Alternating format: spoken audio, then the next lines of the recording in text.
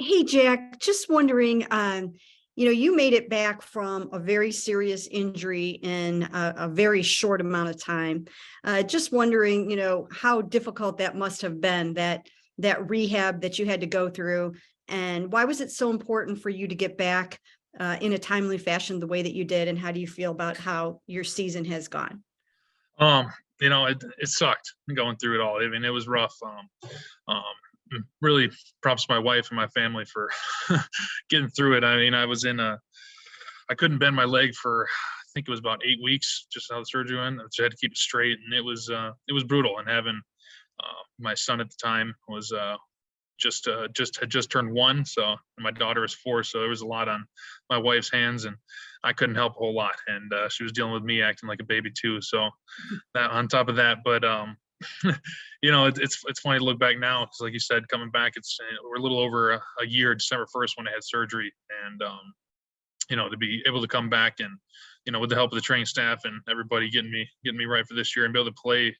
I mean, the majority of this year, after having a surgery like that, tearing my patella tendon is, I think, is a credit to everybody who's helped me get here and helped me get back to my playing the way I want to play and have my health be the way I want it to be. And I think as far as this year playing, I think it's been as good as it can be for coming off my surgery like that. Like in the sense of, I haven't been thinking about my knee. It's not something I've really thought about this season. It's not something that's hindered me or been a confidence issue for me at all. It's been something I really haven't thought about much, luckily, and especially as the season went on, and it really hasn't hindered me at all. And it's been handling playing very well. Great. Thanks, Jack. Thank you, Mary Kay. Scott Petrick is next. Hey, Jack. So then what does that being voted the Ed Courage, or Ed Black Courage Award winner mean to you coming from your teammates? I think like you said it right there. Anytime the team votes on something and they honored me with that, it's huge to me. It means a lot to me to have my teammates, see the work I put in and see how hard it was and to believe in me and vote me in. It means a lot. And how's the foot doing? And do you feel like that's hindered you at all the last few games, month?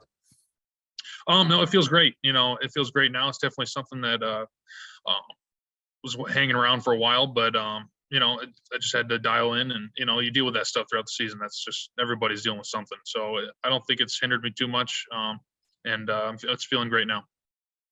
Thank you, Scott. Jeff Shadell, go ahead. Hey, Jack, it's great to talk to you. Congratulations on that award.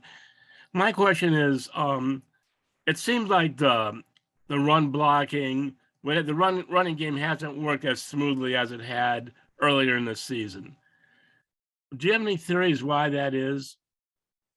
I think it comes down to us.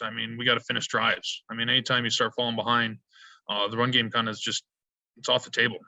It's what eats up the clock, and you got to throw to catch up like that if you want to save time, and especially when we get down multiple scores.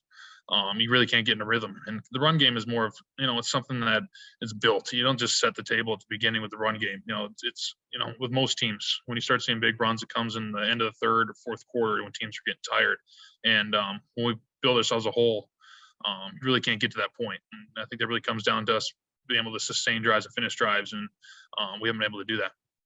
Do you think the offensive line as a whole is playing as well now as it did earlier in the year? Yeah, I think everybody's got some plays that I obviously like back, but I think it's tough. Like I said, when you don't finish drives, I think we're playing well, and then there's little things that come down to that we got to finish better with certain areas, but it's hard to tell. Like I said, when you fall behind and you're having to sit back and one-on-one pass block a lot of the game, it's tough on an offensive line, it's tough on the quarterback, it's tough on the receivers, and it all comes down to, again, us being able to finish drives in the red zone and put points on the board so we're not digging our own selves a hole. Thank you, Jeff. Ashley Bass, I will go to you. Hey, Jack, just another question about last year. I'm just wondering, what your reflection or whatever has been like, or what you learned about yourself over the last year. Because, I know it wasn't just the patellar tendon, but you had the elbow thing before that, the knee injury before that, and having to manage all that last year. You know, the elbow wasn't too big of a deal. You know, it was dislocation, but after the 3 weeks, it was pretty much, it was fine. I think somehow, I don't know how that, I think that got blown out of proportion some where, it was a dislocation, but it was minor, and it was my elbow. There's absolutely no lasting effects to that. As far as my knee going, you know, having torn my ACL before in my other leg in the past, I think that was really something that, resounded with me. I think it was much harder the first time. You know, I'd never been injured before. I'd never had a surgery before that first one. And with this being my second one, I knew mentally what it took and physically what it took to come back. And there was really never a time, there really weren't many times of confidence issues where I thought I wasn't going to be able to come back or wasn't going to be able to dominate once I got back. So being able to have that experience from the first time was huge. You know, obviously you don't want to ever have to go through 2 knee surgeries, but you know, it comes with the game. There's a lot of guys out here that have been through similar stuff and had that happen. And it's really about how you come back and how your mindset is formed when you come back to how you move forward. Thanks. Thank you, Ashley. Let's go to Dan Lobby. Hey, Jack, I seem to recall Kevin joking in the offseason that he thought you were just sleeping at the facility, that you had a cot there going through that rehab. I mean, what were those days like? Just kind of going to the facility every day and kind of trying to get this thing right? It's definitely monotonous, especially with the knee injury like that. You do a lot of the same stuff every day, and it feels like you're really not progressing just because it's, again, like I said, it's the same stuff over and over again. And you kind of have to get in that mindset of where you can't think day to day. You got to think, well, a month or 2 from now, I'm going to have progressed a lot. And I think that's where, you know, having gone through a knee surgery before, I was able to look back on that and say, hey, well, it sucks a lot right now.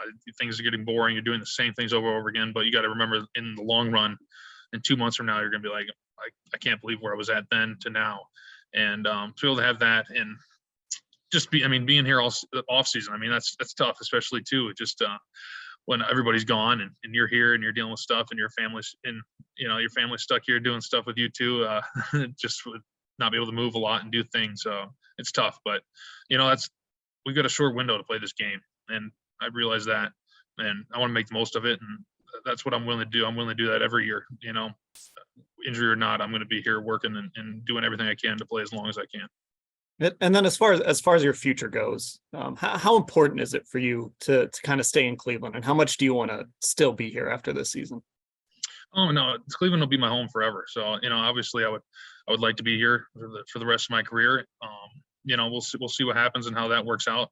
This is the place I definitely want to be, but you know how things work out. It will work or it won't work. So we'll see what happens when it comes to that. But right now I'm worried about these next 4 games and making the most of that and doing what I can to be a part of a win for this week.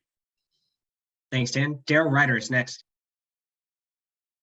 Yeah, Jack, I wanted to ask you about blocking for a mobile quarterback like Deshaun, who can extend those plays. Do you guys as a line have to change anything up as far as with what you do to prevent holding penalties and guys getting downfield and flagged for being illegal downfield when Deshaun's extending those plays and throwing the ball?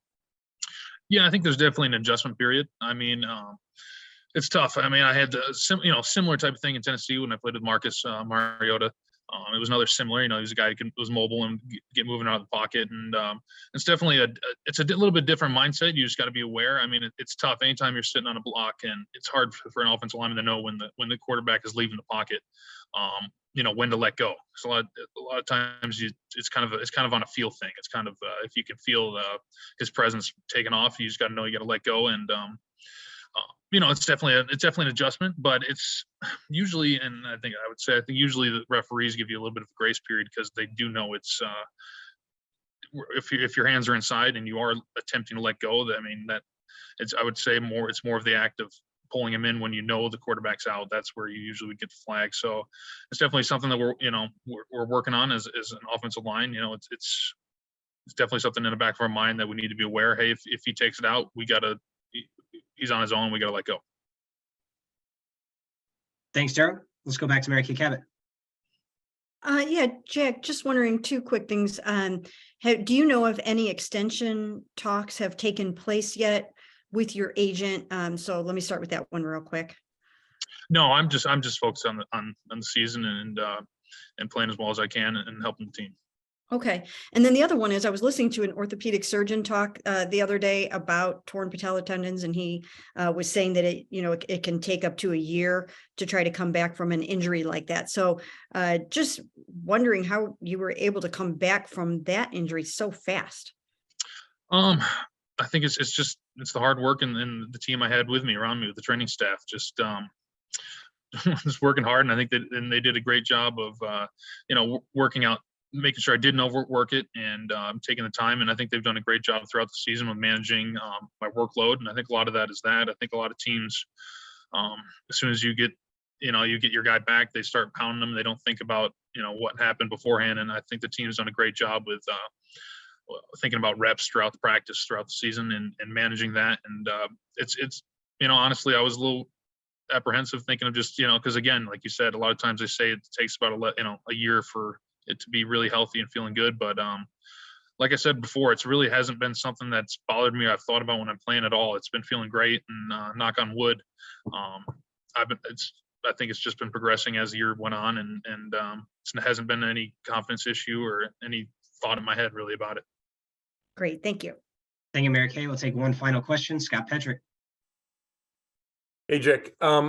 I know the Ravens defense is playing at a really high level, and it's added a piece or two since the first time you faced them. So what stands out when you watch them now?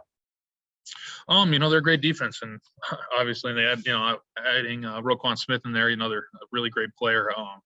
It's going to be a test for us, and they always, they come to fight. It's a division game, and these, how these go. It's going to be cold. It's going to be a battle, and we're going to prepare ourselves as best we can. And they're a great front, and we're not going to overlook them at all. That's for sure. And we're going to come in here with our offense ready to roll, and our offensive line being tight knit and preparing the way we need to prepare.